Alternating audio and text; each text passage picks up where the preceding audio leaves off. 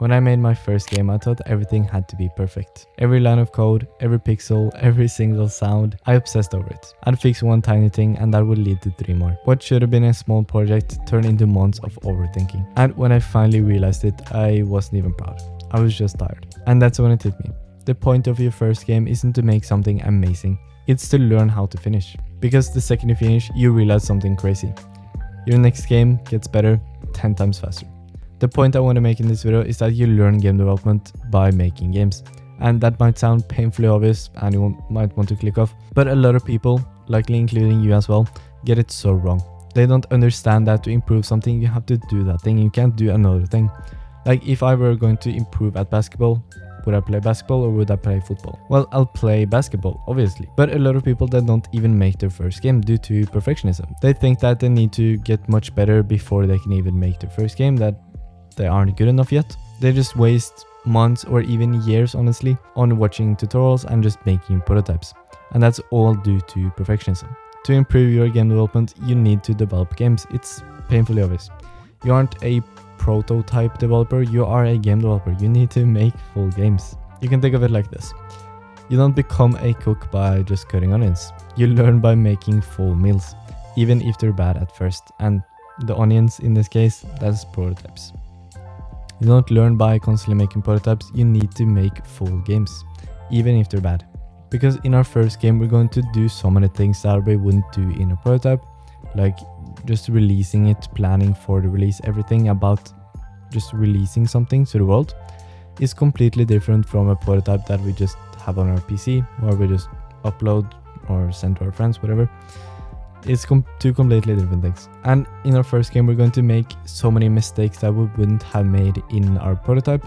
And you should obviously know that you learn from your mistakes. So more mistakes is equal to better, obviously. You should have learned that from school or your mom or whatever who told you. Like you can't get better at something without making mistakes. And the more mistakes you make, like to some degree, it's equal to better, right? And these are mistakes that you would never be able to make in prototyping. For example, one mistake that I made when I made my first game was that I planned it very badly. So when I was going to finish it, like the later stages of the game, like gradually from the start to the later stages, it was increasingly harder to finish and actually implement new things because the architecture and the planning was so bad.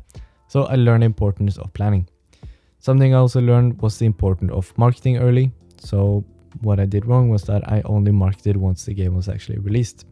And that's like 2 mistakes that I had at the top of my head right now from my first game that I would never ever like understand the importance of if I never made my first game. Like I promise you, if I had enough time, I could probably mention like 20. Just to set it into perspective, cooks, they started by making bad meals.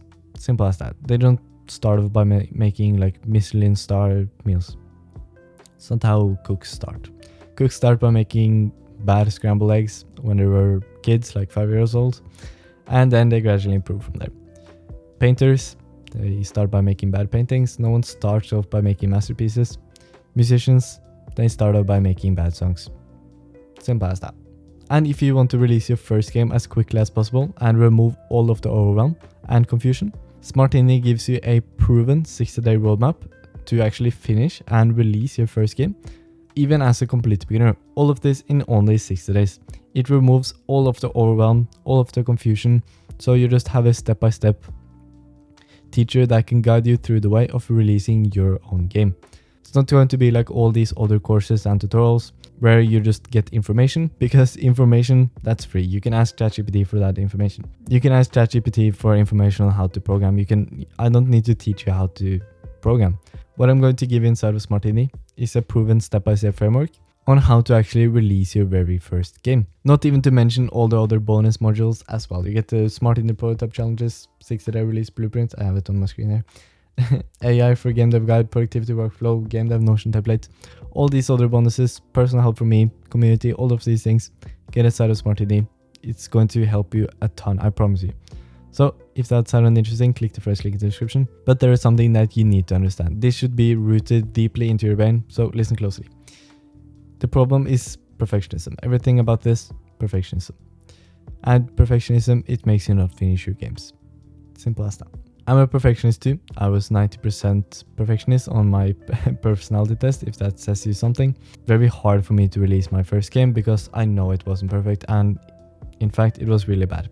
I'm going to be honest with you. But I learned from all of those mistakes and made my second game, which is much better, honestly. And my third game is going to be even better. I'm going to make it even faster, and the progress is just going to compound. Right now I'm just very glad I just made my first game, completed it, moved on, and made my second one. So that I just took all the knowledge from my first one into my second one, all the knowledge from the second one into the third one, and just compound and becomes awesome. And everything just becomes much easier. This is compounding that I would not be able to get if I only made prototypes, or if I just scrapped projects and started over and over all the time, like you're probably doing right now. I wouldn't be able to gain any of this knowledge. I wouldn't be able to compound my game development speed and knowledge as quickly as I am doing right now. And I would also never be able to learn the full game development cycle. So I wouldn't be able to call myself a game developer even, because the only thing I would do is make prototypes. Like I would be a prototype developer, not a game developer. Because when you just make these prototypes, you get no portfolio, you get no feedback, and you just feel invincible and you get demotivated. It's horrible, and if you do this long enough, honestly, you're going to quit. Simple as that. I did this at the start of my game development journey. I was in this constant loop of not making any games. I wasn't even making prototypes. The only thing I did was, maybe relate this, watch tutorials, like full project tutorials. That's the only thing I did. I got demotivated and I quit for multiple years.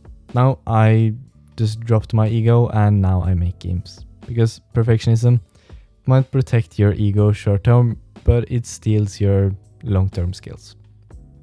As I said before, finishing a game, it gives you this momentum that just compounds and compounds. Now I want you to imagine having your own game. Try to imagine like the store page of the game, the feedback you get from others. Like you get a few 5-star ratings and comments on itch.io, for example. And you have a feeling of proudness. Just imagine that in your head right now. Your self-identity is going to change. You're going to stop thinking of yourself like someone that just does this as a hobby to actually a game developer. You're going to be able to call yourself a game developer with pride. Even if the game is going to be bad, you're going to have some sense of proudness. Your self-identity changes and your brain rewards completion.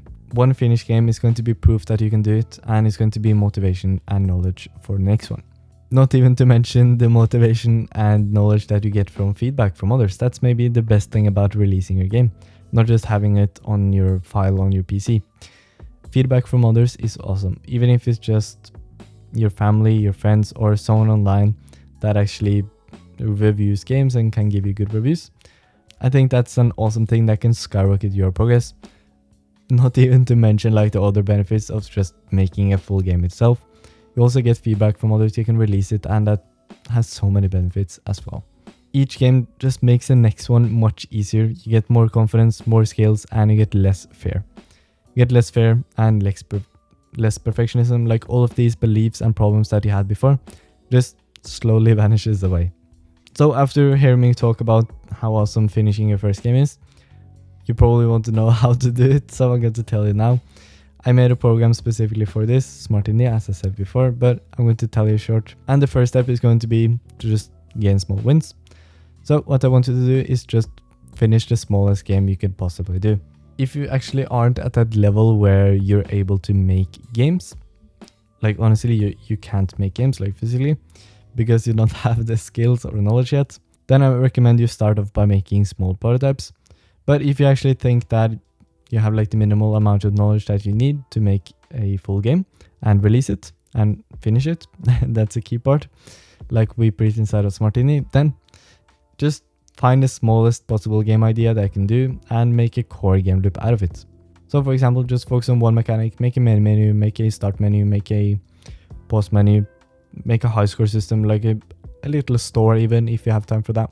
If you just make that, you have a game and you can improve it later. Just focus on completing it as fast as possible. Focus on core features, release it even if it's bad. Don't spend your energy and your discipline on polishing small things. Focus on making the core mechanic first, then you can release it, then you can make patch notes, update the game after you've actually released the game. Just releasing a full game that actually works, that's the win here. It's not to make the perfect game. So release it, finish it, even if it looks bad. And that's everything you need to know about finishing your first game. Hopefully I convinced you, and if I did, I hopefully did a good job. So you likely get a lot of value from my program, Smartini, which is the first link in the description, so you can click that. Thank you for watching.